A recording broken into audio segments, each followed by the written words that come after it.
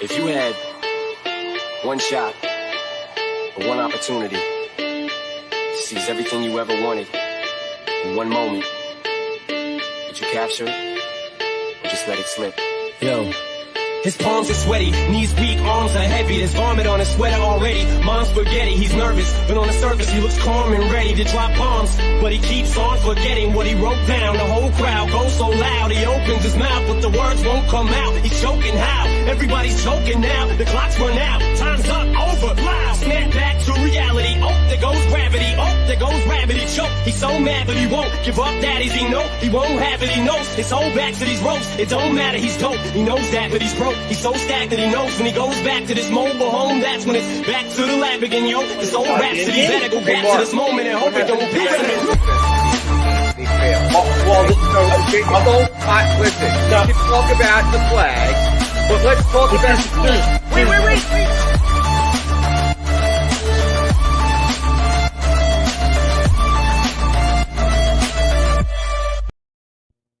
And good morning, everybody. Welcome to Trending in the AM right here on DSM Media. We're live, Facebook, Twitter, Twitch, YouTube. You know the drill. Retweet, share, like, thumbs up, subscribe. You know, at every single one of those sites, just make sure you hit those buttons. Help continue to grow and spread the word of this great show in the morning, Trending in the AM. I'm your host, Phil Stifle, at Beard of Knowledge on Twitter. And you have to spell it right. It's Beard A Knowledge. That's how you spell it. So little joke here to my partner in crime, Jason Voorhees, at Mustaine3651. I spelled his name right. Good morning, Jason. How are you doing? Busting my balls. Thank you. That's right. Hey, it may be 8:32 in the morning, but it's never too early to bust some chops. Jason, before we get started, I do want to give you a special shout out again this morning to the morning people that watch the show.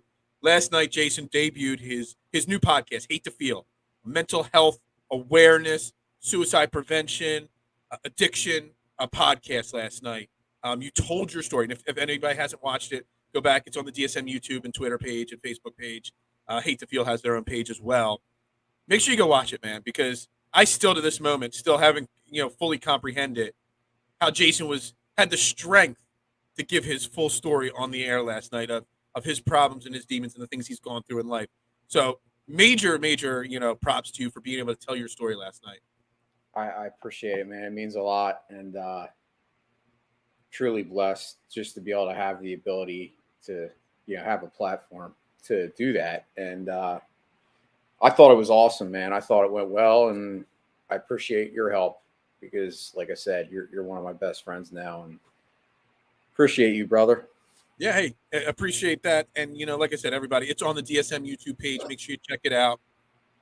It's not the fun, lighthearted show that we normally do here, in the morning or some of the other shows on DSM. It's a serious show with a lot of really heavy, deep topics that we'll be talking about over the coming months on this show, on that show. But it's something that you should definitely check out, everybody. So today on Trending in the AM, what are the topics today? Well, the Phillies won again. The honeymoon isn't over. Rob Thompson, the magic is still there with the Phillies. They beat the Brewers last night 3-2. NBA Finals, Game 3 tonight. Some other little odds and ends I want to talk about. My man Scotty from DSM and NBA, Scotty Talks NBA. He'll be joining us at 9 o'clock to talk NBA Finals. We got some other interesting topics and trending topics to discuss today on the show, but we got to start with the Phillies. Jason, they won 3-2 last night. Dramatic fashion again. And I saw an interesting tweet this morning as I was having my breakfast, and I forget who it was. Well, just a random follower of mine that I follow back. And, he kind of made a post this morning or late last night. I saw it this morning, basically saying that he's getting 08 vibes. Now, I'm not saying 08 World Series vibes. That's not what he's saying.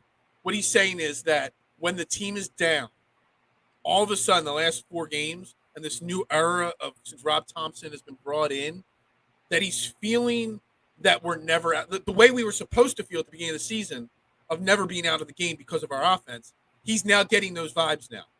And again, last night we were down 2-1 in the 9th inning. Alec Bohm, home run off of the Brewers closer Hader, who hadn't given up a run in 40 innings plus, dating back to last season, the last time he gave up a run.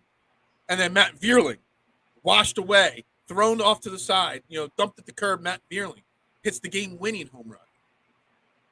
And Bohm and Vierling are not home run hitters, and they were able to come through in the clutch, win us that game. Corey Knebel, a very, very, very, very, very, very rough ninth inning. Should have blown it. Did not. We pulled out the win. But what are your thoughts on that? That all of a sudden this new attitude this team has, not World Series type vibes, but we're never out of it vibes. You got to be feeling that now, don't you? Yeah, and I think it points directly to the manager change. I honestly believe that Joe Girardi was just one of these guys that had no positivity. Like, if you ever saw Joe Girardi, even after like a huge Phillies win, he was never showed any emotion. I don't know if you got a chance to see it, but somebody posted a video of the manager being interviewed after the game. It was like directly right after the game. I forget who it was. It might have been Scott Lauber asking the question. But while Rob Thompson was like talking about it, in the background you hear rah, rah, like a bunch of guys yelling and screaming. Like, you could just tell that there's a difference with this team. Like, it's like, I want to say it's like infectious, the energy. And I think it's coming all from Rob Thompson. The change in personality in the manager is having a lot to do with why these players are responding all of a sudden and like having a different outcome on the field. Because let's face it, Joe Girardi, like I said, he was just not really, a lot of times I didn't even know if he was paying attention to the game. He was paying more attention to the analytics and his book than he was to actually what was going on around him. And I get what this guy's saying about, an 08 vibe. Yeah, I don't think anybody's thinking we're going to the World Series, but I do think that this team has a definite track towards improvement, and who knows what's going to happen.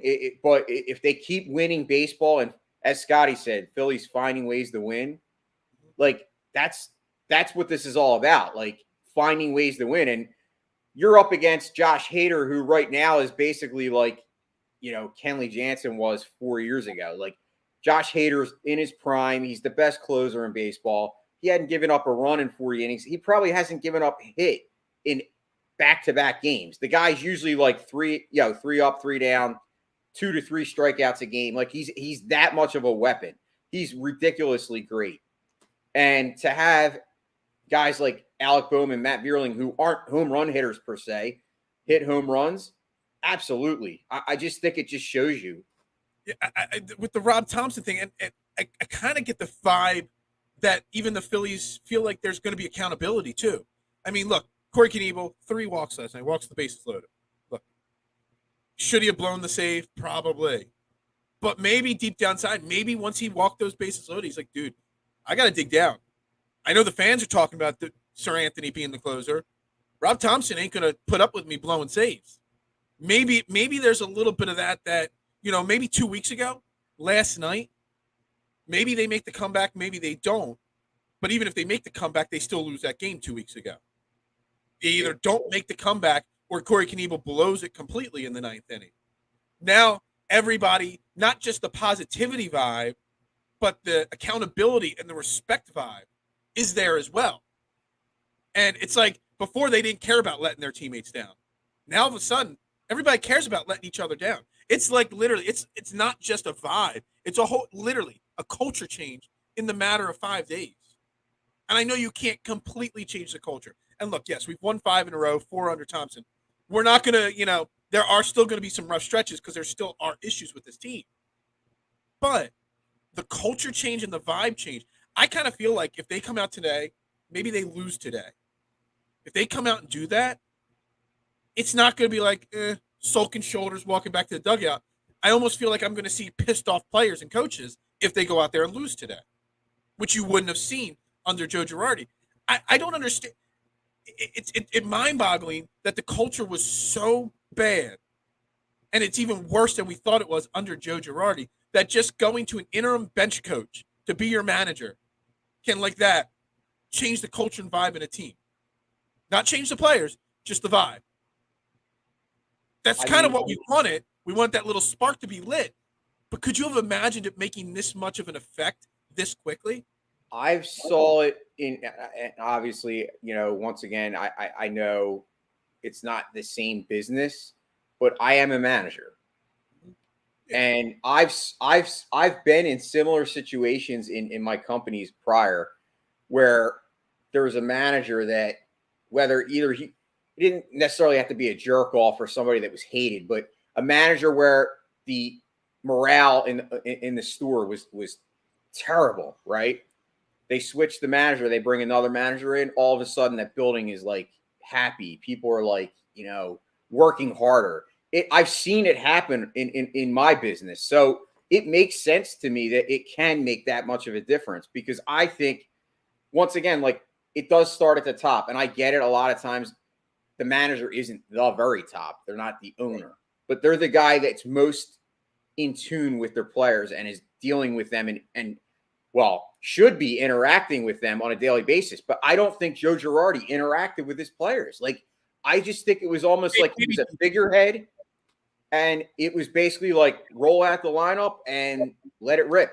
And that was it. Like, there was no interactions. Like, there wasn't an accountability. There wasn't that feeling of, okay, well, this guy has my back if I do make a mistake. There was none of that. It was like almost like non-existent. So it can make that much of a difference. And it does just make you wonder, like, what could have it been if if the Phillies had made this change earlier or even before this season? Like, where would we be at right now? Would it be that much of a gap with us, the Mets, or would it be like, 2 games, whatever difference? We don't know. We won't ever have that answer. We can only go by what we see now. You kind of get those people that say, sometimes change isn't necessary because, like, change doesn't solve the problems, or don't change for change's sake. I've heard lots of people say those kind of things. That's wrong. Over the years. But yeah, I mean, just because you don't want to change for change's sake, the change might not be the answer. But you don't have to keep going with bad negative energy or bad negative management just because the answer or the next step might not be any better.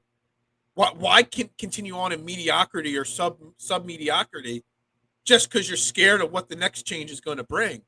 You got to take that chance. And sometimes teams wait too long. And I think the Phillies waited too long. We talked about it yesterday. Look, small little incremental things. I was looking at the next 14 games. You weren't even going that far. I'm just looking at trying to get back to 500. Scotty saying about how you brought up how easy the rest of the schedule is, at least in the next month or two. They can make a run for the wild card, but you got to start with small incremental things. But even that notwithstanding, them waiting so long to make this change, instead of, if they make this change a month ago, we might be back over 500 already at this point, entering the easier part of the schedule. We might not be 11 or 12 games out of first place, at this point of the schedule. So not making the change because you feared what the next change would be, or whether it be good or not. And I'm not anointing Rob Thompson the next, super manager, the next Charlie Manuel that's going to win the hearts of Philadelphia forever. I'm just saying the change doesn't always have to be a negative or a fearful thing. If you're already struggling, when it's time to make a change, just make the change and deal with what happens next. If Rob Thompson wasn't working, then they could speed up their process of finding a full-time manager. If he's working, he can stay as the interim. You don't need to fear the change because you fear the unknown. And that may be what cost the Phillies team from winning a division, them fearing that change. Yeah, I think you're spot on with that, and you're onto something. I also believe that in any professional sport where there's, let's face it, tons of money involved, a lot of money, right? There's egos. John Middleton, like I said, he's more of a quiet owner. He sits in the back. He doesn't really come out and be interviewed. He doesn't really say what's on his mind. We don't see the Jeffrey Lurie State of the Union. Eagles, we don't get that with John Middleton. But like I said, make no mistakes about it. There's no way in hell that he spent all that money and he isn't having his own opinion on what's going on. Absolutely agree. I firmly believe that I'm not saying that he's stubborn, but I believe his ego. Joe was his guy. Joe wanted. I mean, Middleton wanted Joe Girardi. That's why we got. Remember, Middleton's the one that went and interviewed him and like basically got him to agree. So that was his man, his pick. We've seen it with Howie Roseman with first round draft picks. Like, you don't want to give up. You don't want to admit that you made a mistake. But and I think there's a lot of that going on there. And I think it was kind of like he was probably fighting. Should I make this move or what do I do? And yeah, I do think they waited too long. But you know what? It's in the past now. It's over. They did wait too long. We agree. But I think that's why they waited too long. I just think it was, like you said, they were scared, but I also think a lot of it was Middleton kind of fighting that, should I make a change? Shouldn't I make a change? And, obviously Dombrowski, Joe Girardi wasn't his pick either. So I'm sure that Dombrowski and Sam Fold, being more plugged into the team than Middleton, saw the same thing with the vibe. They had to see it in the building, like that, hey, man, Joe's really like, he's not in touch with these guys. I told you yesterday, I wouldn't be surprised if they talked to Bryce Harper about it too. Oh, I absolutely believe they did. And it was probably not just Bryce Harper. A bunch of people are like, no, there's no way they would ask a player. Dude, we're not talking about a player here. We're talking about Bryce Harper, who's making $330 million. Damn straight they're going to ask their $330 million player what the vibe's like right now. And do you agree? I'm sure that conversation happened. And I'm almost willing to bet that was what put it over the top. Absolutely. The decision to make the change. Not Nick Castellanos or Kyle Schwarber or Aaron Nola. Bryce Harper. That's the guy they talk to about every major. Just like the Sixers should talk to Joel Embiid. Just like the Eagles. Well, I guess they could talk to Jalen Hurts. I don't know if there's somebody on the Eagles at that point just yet that commands that kind of got to ask you the question, the tough questions. But Bryce Harper, damn straight you're asking him what you want to do with this team right now. How do we fix this? What's the problem? 110%. And I'm absolutely, like I said, I believe that it was him that put it over the top. I mean, we'll never know. We'll never know unless some hardcore reporter 3 years from now will be like, ESPN Bryce Harper got asked this question back in the day, and that's why Joe Girardi got fired. We'll hear it like 3 years later, like we did. We're still hearing shit with the Eagles. I'm still waiting on the ESPN 30 for 30 when that comes out on the whole Ben Simmons saga. That's the ESPN, the one on Philly sports that I want. That's a topic that I want to talk about someday. I don't know how many of the ESPN 30 for 30s you've watched, but almost every one of them I've watched, even if it's not a topic I like. Dude, they do a damn good job. The reporting, the investigations, the presentation, the production, they're amazingly done. We need to do an ESPN 30 for 30 conversation on what Philly controversies we want deep dive 30 for 30s on. Unfortunately, I think it's Ben Simmons has got to be number one. I'm gonna run a poll after the show. Maybe we'll talk about this tomorrow. Maybe we'll talk about this next week. I don't know, but I'm gonna run a poll today on this. What topic? It could be Ben Simmons, Donovan McNabb, T.O. Let's see. What other ESPN 30 for 30 would we like to see? Sam Hinkie and the process. And then I'll put other, so people can write in other votes and all. I think we're on to something there. I absolutely agree. While we're on the topic of that, Scotty say Carter Hart has to be asked about moves with the Flyers. Do you think Carter Hart's at that point yet, Jason, since you're the Flyers guy? I don't know if he's earned the credibility to be the guy that you've got to talk to yet. I mean, I know he's the young star, but he's not the young superstar yet.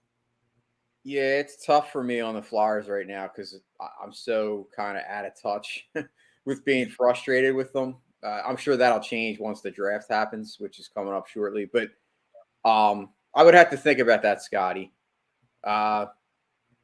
But while you're on the topic of 30 for 30 is not really documentaries, but I don't know if you saw, but there's a documentary that's actually coming out. Actually, it's a movie / documentary. It's called Facing Nolan. It's basically Yeah, a bunch of guys. you sent me the trailer for that. Yeah, and it's actually coming out at the theaters. I'm telling you, man.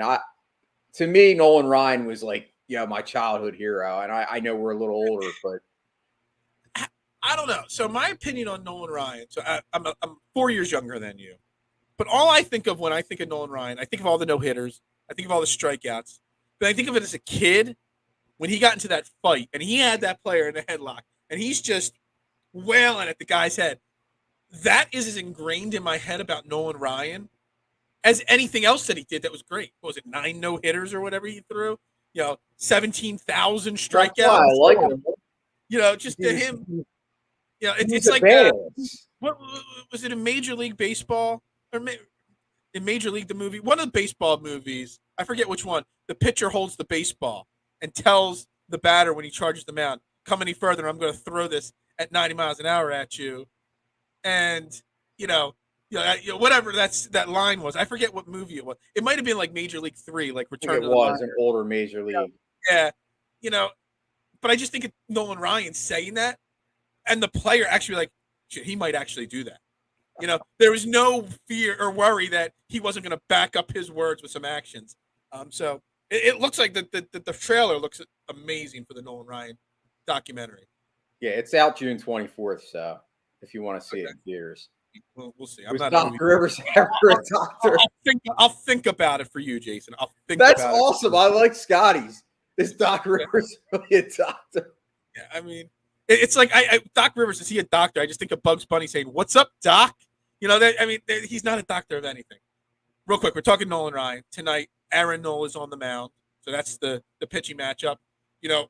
What we expect from tonight's Phillies game. Do we expect another win? It's a question mark. I mean, eventually, we're not going to win 27 in a row here. Maybe we will mark this show, 22:05 of June 7th or whatever today's date is. I said they're not going to win 27 in a row. But Aaron Nola, quietly pitching better.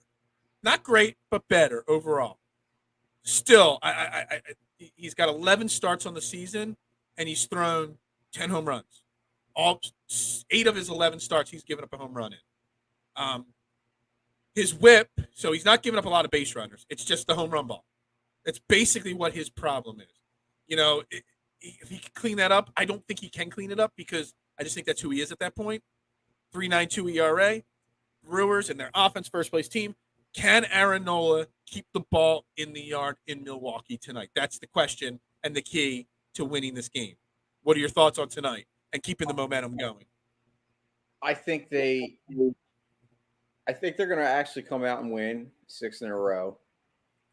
I do think Nola will give up a couple home runs, but I think that the Phillies will continue this momentum. I just feel like this team is just a different team right now, and they're playing with a lot of confidence, a lot of swagger. I love the fact that they're playing the young kids. And they're giving shot as I would love to see the exact same lineup tonight. I mean, me too. I mean, we talked about it. Would yesterday was kind of a remember, like we talked how it was like a marker in for Rob Thompson. Like, was the honeymoon over? You had the 4 games. Now, what would he do in a new series? Well, he kind of went back to the same thing. He went with the young lineup, the kids at the end of the lineup, pretty much the same top of the order. I definitely think we got to keep that rolling. I think it shows that you have confidence in your players. Mm-hmm. And the fact of the matter is that these young kids are going to just continue to feed off that confidence. Alec Bohm hits the home run last night. Stott, another couple, Stott is getting playing time, You can't say enough about the kid. I think he's got a bright future, but I don't want him to keep messing with his head. Let him play. I got a little nervous when I saw Didi because when I see a lineup, I always see the names and I see Didi and I'm like, oh, Stott's out. And then I see at second. So my only concern is what happens if, Matan comes back, or are they going to, revert back to being a platoon with Stott again? I want him to play. When Nick, is it Maton or Matan? I don't even know. I always would say Maton. I say Matan. You say Matan. Matan. I have no idea. So whenever he comes back, I don't think he comes back. He was being brought up because of Didi's injury. and then Didi came back off the IL. So, when he's not hurt, he just goes right back to the minors. I want to just touch on for like 2 seconds because of the injuries and because Zach Wheeler went on paternity leave. Yeah, I saw that. They brought up Scotty Jetpacks back to the big club. I think he was hitting like 188 in AAA. But Scotty Jetpacks, for a brief period of time, is back on the big club. Is there anybody? There's a 30 for 30. What will be shorter? What will be shorter? Scott Kingery stay on the Phillies roster or Frank Gore stay as an Eagle? Oh my God! Well, it's already longer for Scotty Kingery because he made it through one game with the Phillies. He didn't get into the action, but he was. But he was there. I still feel so bad for Scotty Jetpacks. Everybody blames Gabe Kapler and his analytics and his launch angles and Clentak's launch angles and all this stuff for Rhys Hoskins' decline or not reaching his peak, whatever you want to call it. I blame them more, and I'm more frustrated with them for what they did with Scotty because they messed with his swing. They messed with a young kid and put him in. I legitimately think he played 6 positions his rookie year. Well, they also made a huge mistake by giving him a $25 million contract before he ever played a day of baseball in the major league. That you don't do that with a guy of Scott Kingery. I got it with Acuna. Acuna is a generational talent. But Acuna got what, like $60-80 million. It almost seemed like, look, I don't fault them for it because I do. The $25 million is a lot less than the $60 or $80 million that Acuna got, whatever that deal was. They were trying to read the book on kind of like what Howie Roseman does. I understand. Howie Roseman tried to get these guys at a discount before they hit their peak value. I understand the theory, and I think the theory was right on Scotty Kingery. I just think that they messed him up on how they managed him and his career. Well, everyone. The funny thing is, Phil, and myself included, because I was in that camp. Everyone likes to hate on Gabe Kapler and his tenure as a Philly, but if you want to blame anybody, Gabe Kapler was a puppet. Matt Clentak was an analytical nightmare. Like he basically that was what he lived. Him and McPhail. Who do you think was pulling those strings and telling Kapler what to do? It was Clentak. So at the end of the day, I blame them more than anybody. I get it. Yes, Kapler is going to take all the heat because he was the manager. I clearly Kapler was actually having very much success with the Giants, and everyone wants to say that the Giants have this superstar roster. I don't agree with that. The Giants plays on that roster. The Giants have a good roster, but not much better than the Phillies. It's just Kapler's actually being able to manage the way he wants to manage as opposed to being told what to do. And who do you think was feeding that whole launch angle aspect of the thing? That was Clentak. That's why the whole Phillies organization is set back because of that guy. I cannot stand that guy. Talk about somebody that I have no respect for. Has he ever got a job anywhere else? Probably not. I mean, who would want to give the guy a job? Like, look what he did. He basically ruined a franchise. We went from like the golden child, like, we were in the World Series 2 years in a row and we had that run. And then he's actually been given a job. After. He is a special assistant in a front office. Can you guess which team he's the special assistant to the general manager for? The Milwaukee Brewers. I was just going to say, is it going to throw me off? No, it's the team they're playing right now, Matt, the Milwaukee Brewers. My goodness. I know. Special assistant, which means he's their analytics department, probably. Not the whole entire shebang, just a little department dedicated to analytics. That's probably all he does there. Good, he can stay in the You got the Phillies winning tonight? Yeah. We had them get a high-scoring game yesterday, so. I think I'm going to say 5-4 Phillies. I'm going back with yesterday's score. I'm going to go, since it was a low-scoring game yesterday, I'm going to go 7-5 Phillies. Hopefully Aaron Nola proves me wrong and doesn't give up 4 runs tonight. Look, the Brewers are a good, strong offense. They're not going to score only 2 runs back-to-back nights. So they're going to hit the ball a little bit. The Phillies only scored 3 last night, 2 in the 9th inning. Hopefully those 2 home runs kind of catapult. Again, it's going to come down to can Aaron Nola keep the ball in the ballpark, and can the Phillies hit it out of the ballpark? And I mean, it seems so simplistic to say it like that, but it's kind of the way it is. I mean, it's kind of spot on. Yeah, exactly. Exactly. I said Reese Hoskins would be the star last night. He did have 2 hits. So, Did he? But he didn't. Like I said, I really didn't watch much of last night's game. I was a little preoccupied, work, hate to feel, and then sleeping, so watching the game was not on my. I woke up to 6,000 different messages. I only watched the end, and I was so annoyed with Knebel coming in, and I kept, cursing out. You might get your if it's a close game. I think tonight's the night. He did not pitch last night, Sir Anthony Dominguez. If it's a close game and there's a save situation, Corey Knebel threw 32 pitches last night. That's not Joe Girardi analytics. When your closer throws 32 pitches, typically the next night he's off. Well, I hope Dominguez gets a shot, because I think what's going to happen is I think it's going to slowly happen. I don't think he'll just get inserted. I think it's exactly what you just said. I think a situation like tonight where Knebel's not available, maybe Sir Anthony gets in there, gets a 1-2-3 save, and then all of a sudden in Rob Thompson's mind, okay, I have my guy when I need to make this change. You know what I'm saying? Like, he doesn't actually make it yet. Now, to wrap this up, a really quick question here. Do you think he goes Brad Hand instead of Sir Anthony tonight? And I ask that because he knows, I'm sure he knows that the Philly fans are talking about Sir Anthony as a closer. Do you if Sir Anthony comes in and closes and goes lights out, everybody's going to be saying you have to make that permanent change, even if he doesn't want to. He might feel the pressure from the fan base and the media. So maybe you go Brad Hand tonight to kind of hold off that transition a little longer. No, he doesn't give me the impression that he's scared of the fans. He gives me the impression that he's confident in what he's doing, and I think he'll make the choice based on what the best available thing is. And I think at this point in time, Sir Anthony makes the most sense. He's profiled as a closer since day one, since he came up. Like, he has all the stuff. He has the lights out stuff. It's just at this point, it's all been about, well, is he ready? Is he back from the injury? And I think it's safe to say when he's throwing 101 miles on the gun, he's back. So he's my guy.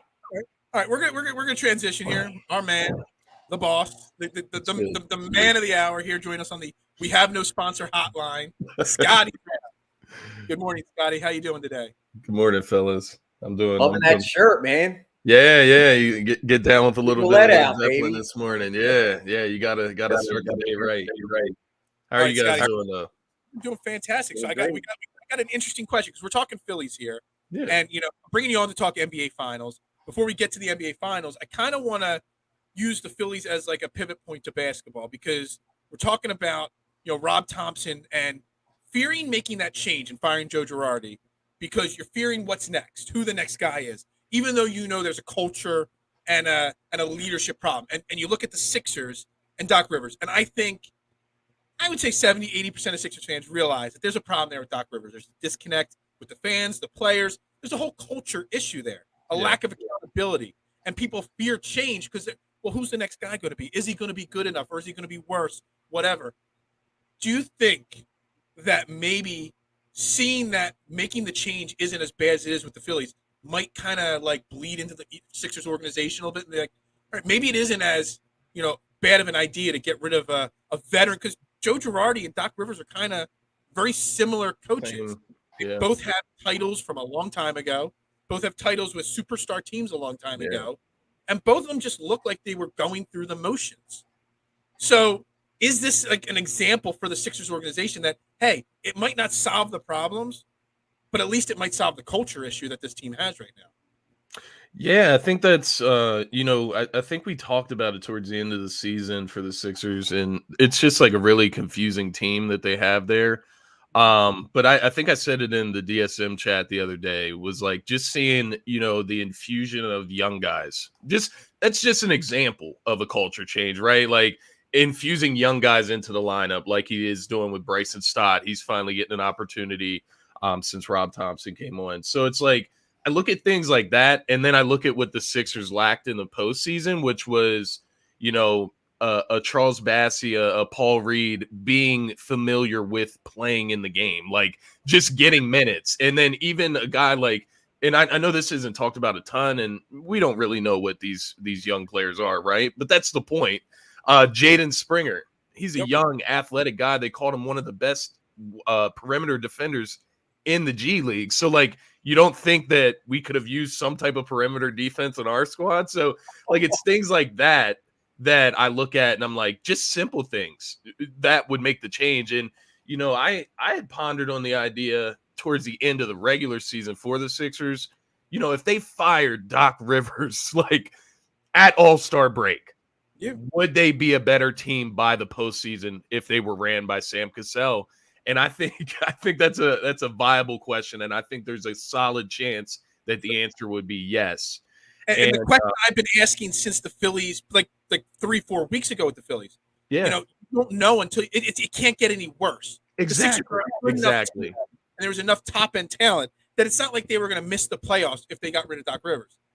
But if you make that change, maybe it makes them better and makes a run for the finals. Yeah, and I think I talked on your show, or maybe you came on this show and we talked about Doc Rivers failing the young kids by not getting them ready. Yeah. I think I talked with Jason on a show. I think it was during when a bunch of guys were missed because of COVID, or maybe it was an injury. I forget what. I'm like, why isn't Jaden Springer getting a run right now? What else do you have to lose for 3 games in the middle of the season, not getting these guys, you know, ready for bigger moments? And look, you could fear the unknown, but the unknown isn't necessarily going to make things worse. It might make it better. I think you know, when you look at Joe Girardi and the writing's starting to, you know, paint itself on the wall for Doc Rivers as well. It's kind of honestly, in reality, I think there was like this, like, you know, mirage for Sixers fans whenever Doc Rivers came in. Like, I was part of it. Like, I was blinded because the writing has been on the wall for Doc Rivers, right? And it's kind of been there for Joe Girardi as well. Like, we just kind of, you know, fool ourselves into stuff, but they just seem a little, you know, they seem a little behind the times. Like, it's as simple as that. Like, they just seem a little too old school. And it's to the point now where it comes off almost as like nonchalant. And that doesn't fly in Philadelphia. Maybe in LA, you know, when they do that stuff in LA. Joe Girardi, I don't know how he got by with that personality in New York, because they're pretty hardcore on their sports too. But when you have that good of a team, right, it's easy to blind people. But no, I think you're spot on with just switching Doc Rivers out could make the Sixers a better team alone. Like, just leaving it there, not even adding anything to what they did last season. I think they could be a better team without I mean, Rivers. Even you mentioned Sam Cassell, and I've talked about Sam Cassell a few times. I don't know if he's the answer, but is Sam Cassell going to make the team worse? No, I don't think so. So there's no real harm in at least trying something. Do you think that the Sixers? I still don't think they will. I think the Sixers will be making a big mistake if they bring in Doc to start the season and then have to make this decision a month of the season, kind of like the Phillies are doing. Baseball's a different sport. It's a longer sport, a longer season. You can recover, and there's a lot less strategy than in basketball. If you bring in Doc and then you have to make the change mid-season, then that kind of almost writes off another season of Joel Embiid's prime. Are the Sixers making a mistake if they bring Doc Rivers back? Yeah, I honestly think so. I think, you know, looking at that team and just looking at how they quit down the stretch, because that's what they did. They quit. They didn't lose. They quit. And, you know, seeing that play out, that has to fall on the coach somehow. There's no way you have a team full of, you know, this type of talent, right? And mind you, they were void of depth. I get that. But to go out the way they went, to play with the lack of effort, there's something in the water there where you have to fix this. They need to bring in some type of like hard ass to get these guys right. And you know, I'll just leave it at this with Glenn Rivers. You know, we heard it last season. George Niang did, you know, he went on like a world tour of podcasting last year during the season. And I'm talking like it was last year. It was this past season. It literally was like 3 weeks ago. Yeah, like 3 weeks ago. I've moved on. But no, when he said that Glenn Rivers gives them like just random days off and like no practices, and the practices are really, you know, just laid back, that's not champion. That's not building you up for a championship. Do you think Steve Kerr is having like laid back practices with the Golden State Warriors? Like that's ridiculous. You know what I mean? And when you're hearing that at mid-season, that's almost self-incriminating. Like, I know George Niang doesn't know what he's doing, but if I hear that as an owner, as a GM, that guy's not coaching my team. When he just was can't. asked about practices and he laughed, was it on the He JJ laughed. Redick podcast? He laughed about the practices. Yeah. I'm like, all right, you can get rid of Doc Rivers right now. Simple as that. Yeah. All right, Scotty. Scotty, I'm curious. So, are there any guys out? If the Sixers were to make a decision to remove Doc Rivers, do you think it would be more beneficial to go with a guy like Sam Cassell who knows the team? Or is there anybody out there that you think is available or could be available that might make you change your mind, like, and say, yeah, I really want to make this change? Like, is there anybody out there? Because I don't really, obviously, I'm not as knowledgeable and plugged in. There's some guy. I mean, there's names floating around, and I mean, Sam Cassell he's that's the thing about Sam Cassell is when we get to this offseason, he may be one of the more coveted guys for a head coaching role that's coming up. So I would definitely look in-house at Sam Cassell. I would start there. Quinn Snyder, I don't know why exactly he left Utah. He's another guy I would look at. Just I know what happened in Utah. I get it. They plateaued out. But you're dealing with Rudy Gobert at the same time, so that's a little bit of a detractor. But I would look Quinn Snyder's way. He has a great pedigree.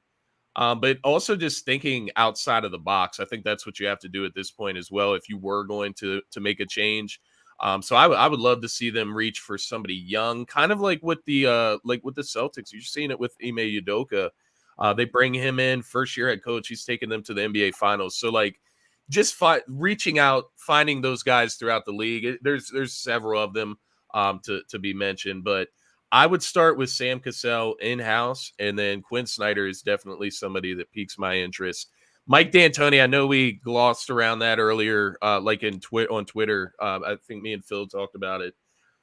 I get it, but no, it's the same thing. It's like just trying these same old things. Like Mike D'Antoni has had plenty of opportunities. Doc Rivers has had plenty of opportunities. You don't need to go that route again. We talked about on a show recently about how NBA, NFL, maybe eventually baseball, the younger guys, that the younger coaches seem to be the trend. And also, you said it, the Celtics. I mean, with Udoka, Monty Williams out in field. A lot of the teams that are successful, McVay and what's his name with the Bengals. The teams that are having success are mostly with the younger, more energetic, more innovative, progressive, and innovative type coaching versus the old heads that have just been around the block for 30 years at whatever. All right, so you mentioned the Celtics, the Warriors, NBA Finals Game 3 tonight. We've seen two totally different games. Game 1 and Game 2 have kind of played out completely different. And I said the only way the Celtics were going to win the series is if they came out, took Game 1, and handled their business pretty handily. They can't win close games every single night against the Warriors. They needed to blow them out. It kind of played out exactly how I thought it would. Blowout, not how I thought it would, how I thought the Celtics could have a chance. It kind of dominated Game 1 after the early outburst from Steph Curry. And then Game 2, it was all Warriors. You knew they weren't going to lose both games at home. There's no chance.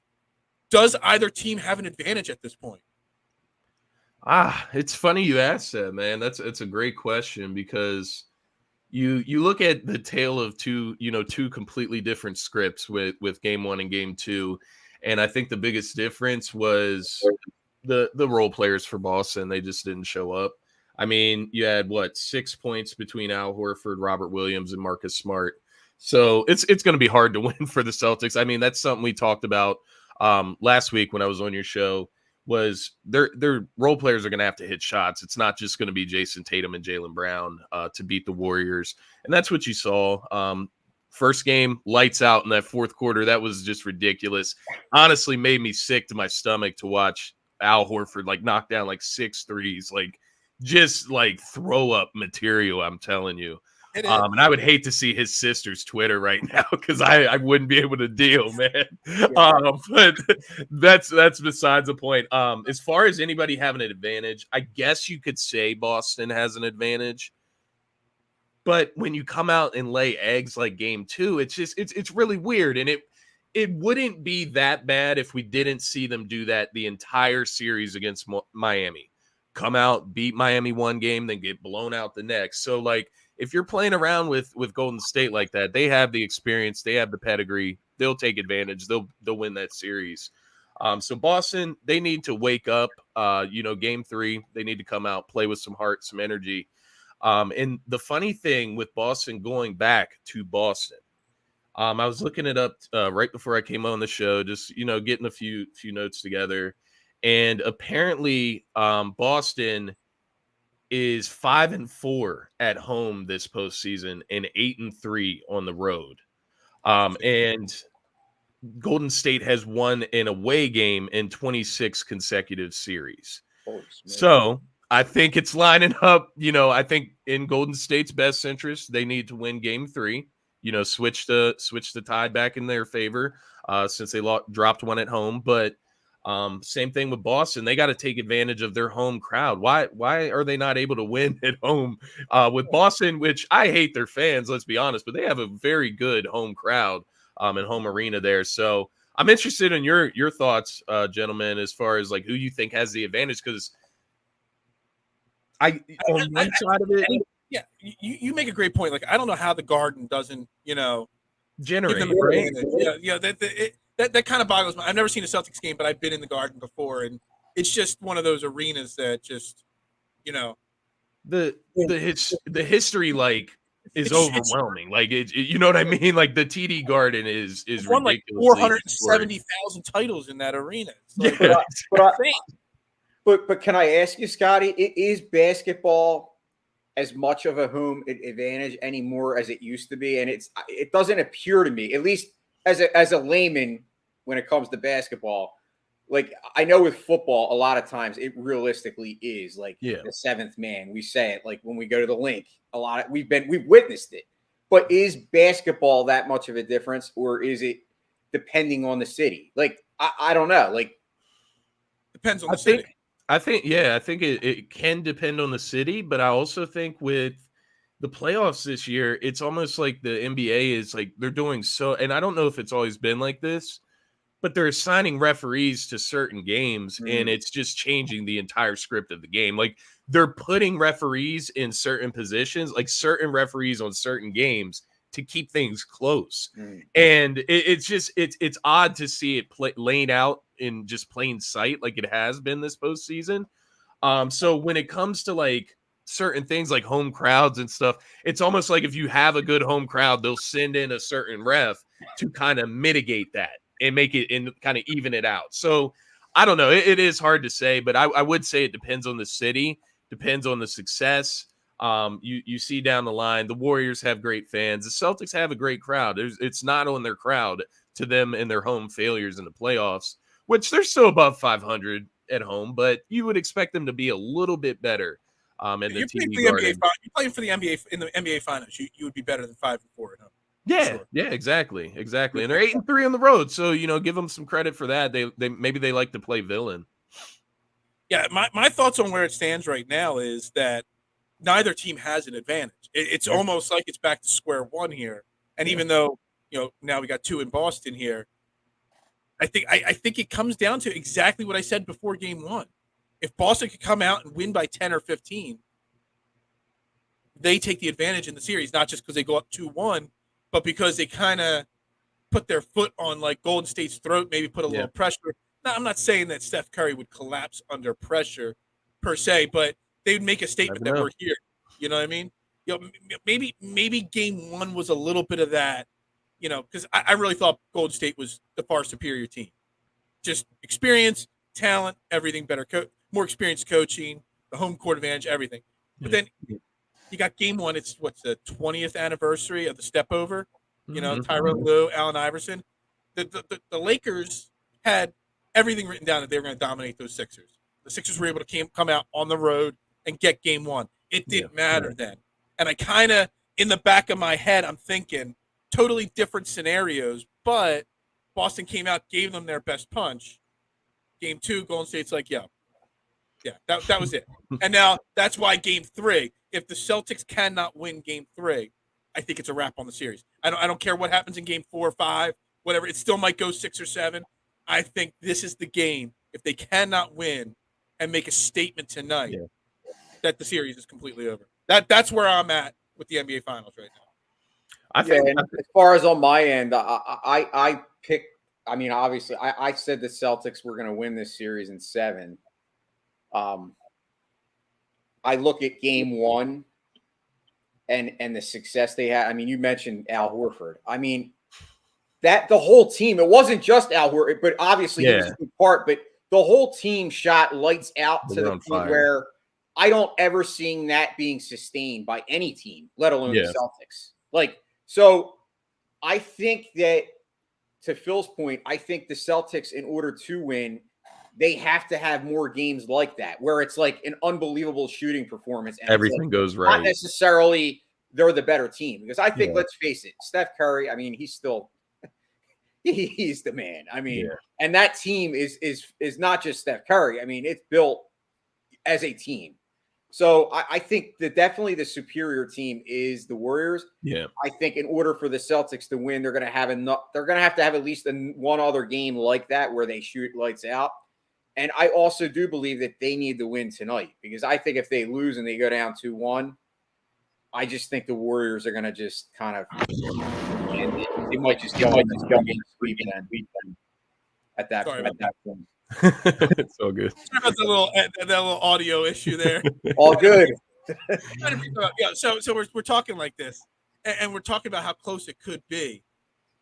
But the question is, ESPN, you got the line. So the Celtics are 3.5 point favorite. But you got the BPI, the how they figure out like the projection. Boston is almost an 81% projection to win the game tonight, based off of the computer. And I'm not sure how the computer algorithm has it that close, or that not that close, that far apart. Yeah. It kind of surprises me there. Yeah, no doubt. And, I look at this game. I'll be honest with you guys. I don't know if we were going to do predictions, but I do have the Warriors winning Game 3. And I have them stealing this one on the road. So, when we're looking at that, I don't know what they're basing that off of. That was something that confused me.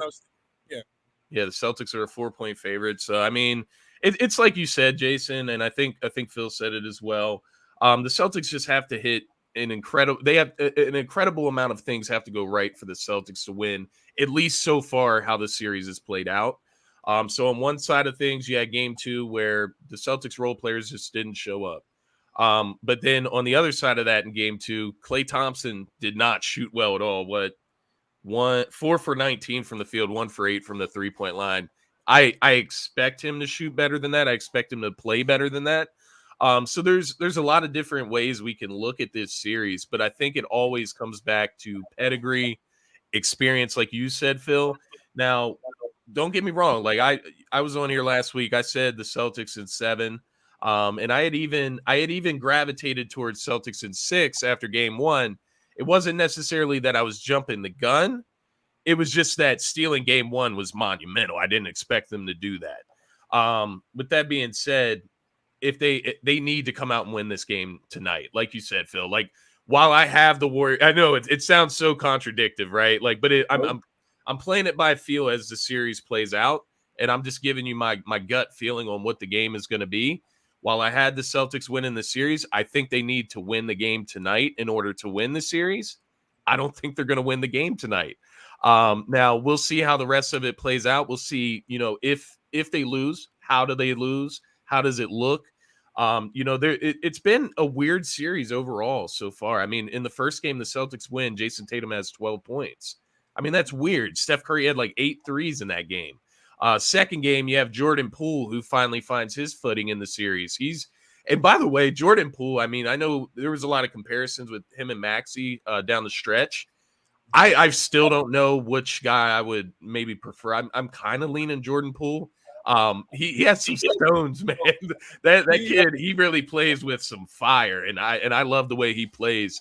But you talk about like a mini Steph Curry. Like, we saw like Tyrese Maxey like copy James Harden's step back, but then we see Jordan Poole. He's like modeled his whole game after Steph Curry's game, except he's kind of a better finisher at the rim. He's a better driver. So I I mean, just look at what Golden State has built over there. I mean, you talk about look at the way the league looked at Andrew Wiggins a few seasons ago, just 2 seasons ago, even. This year, he's an all-star. This postseason, he may be the most important piece to like what they're doing so far as like him guarding Luka down the stretch, and then now guarding Jason Tatum and Jaylen Brown. I mean, they have just gathered so much talent again. They lost Kevin Durant, and they just stack it up again with like little things like Otto Porter Jr. Yeah. Everybody thought he was washed. I mean, he can go out and drop 10 to 15 points a night, and they have what 7 or 8 guys that can do that. So I'm curious, guys. I saw a statistic that this series has been the least watched series since 2007. Any idea why? Like, I was kind of blown away by that because to me, I seem like the NBA has just become more and more popular like every year. Now, all of a sudden, they said it's the least watched series since 2007. It's pretty interesting. Yeah, I mean, it could be a couple of things. One, East Coast versus a West Coast team. Look, I'm not staying up to watch all the games. 9 o'clock start times for me. I mean, it's too. If my Sixers aren't in it, I'm not staying up till 12 o'clock to watch a Celtics Warriors game. I know it's the NBA Finals, but I got to be up at 7 a.m. for this show. You know what I mean? I can't stay up till 12 o'clock at night doing it. That's a good point. I think that's part of it. I mean, I don't think they need to go so late as the start time. And I don't know. I think just with the way streaming services are and online and YouTube highlights, I just think overall the appeal, you just don't have to watch the entire game, to really pay attention to what's happening. Do you think it's like and don't take this the wrong way, because I get it. Steph Curry is in this series.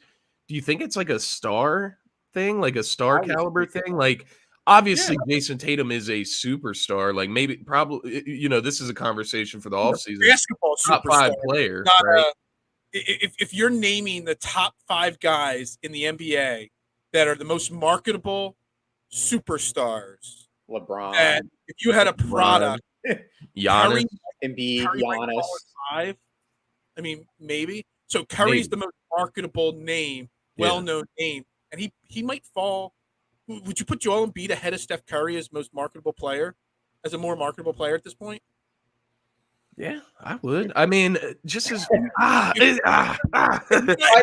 It's hard. I agree with you, Scotty. I think he is. I think he's top 3. I'm answering your question. When Embiid's fully healthy, yeah. Yeah, I mean, if you're not a Celtics or a Warriors fan, why are you tuning into this series? And I think, with Steph Curry, it's almost like it's hard to hate Steph Curry, and a lot of views and attention stems from hate. You're so right. Like, Embiid would be hated if he was in the finals. You know what I mean? So it would draw a lot of attention. Same with Antetokounmpo. Same with LeBron. There's no villain. Dude, I think you're on to something, Scotty. I think you're right, because the more you say that, you're right. I wouldn't want to tune in. Not that Steph Curry. I just know what Steph Curry does. He just all he does is shoot and score. I mean, he's amazing. I think but he's not hateable. I think that's fair, Phil. Yeah, I agree. Just looking at what he's been able to do. Yeah, I agree. That's it. That's an interesting question. It's an interesting fact, honestly, Jason. It's something to think around, because I don't know. I hate Boston, but who is the villain? Al Horford. We joke around, but like Al Horford isn't like making. He's our villain. He's like our personal villain, but like I don't know. That's interesting, man. Because Tatum just really hasn't built up that.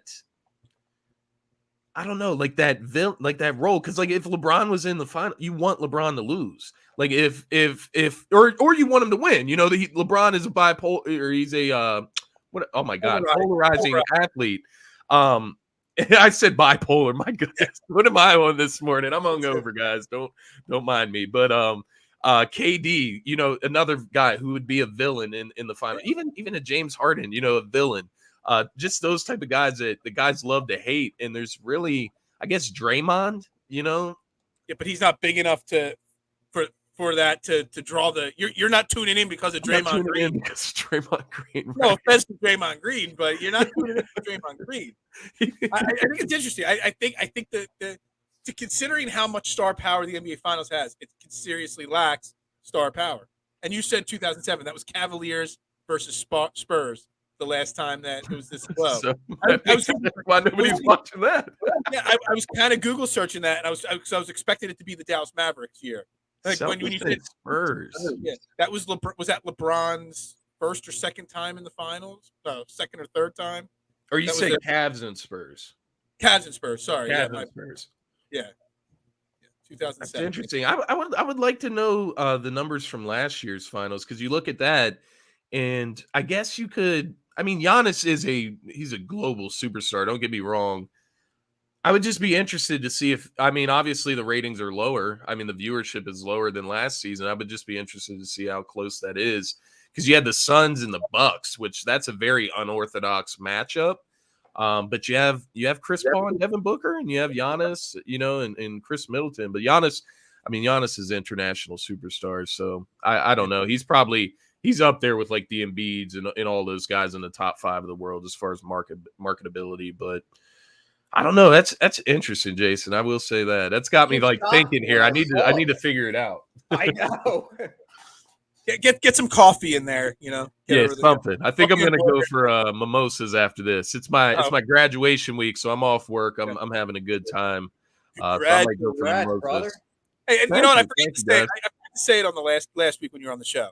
Congratulations to you and the missus. Yes. Oh yeah, thank you guys. I appreciate it. Congrats all the way around. Wow, Scott. That's all the way around. A lot of stuff going on, man. Your life, man. Yeah. All right, so I got Warriors winning tonight and Phillies winning tonight. Jason, you got Phillies and Warriors.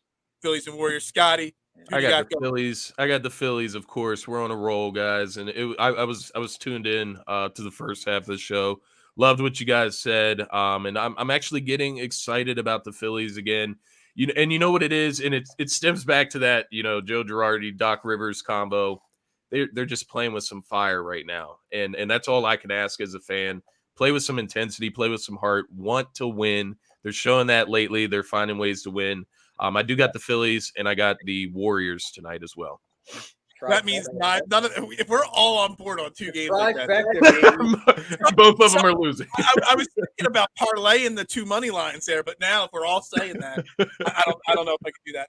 All right, we're going to wrap it up, guys. I know I said we were going to talk about a couple other things, Deshaun Watson and Aaron Donald today, but we're going to have to hold that off for tomorrow. We'll start the show with those topics tomorrow so that we can address those 2 topics, and then we'll move into Phillies and other topics for the rest of the show and the rest of the week. But special thank you to Scotty for joining us this morning. Absolutely. Thanks for waking up here on Trending in the AM, Scotty.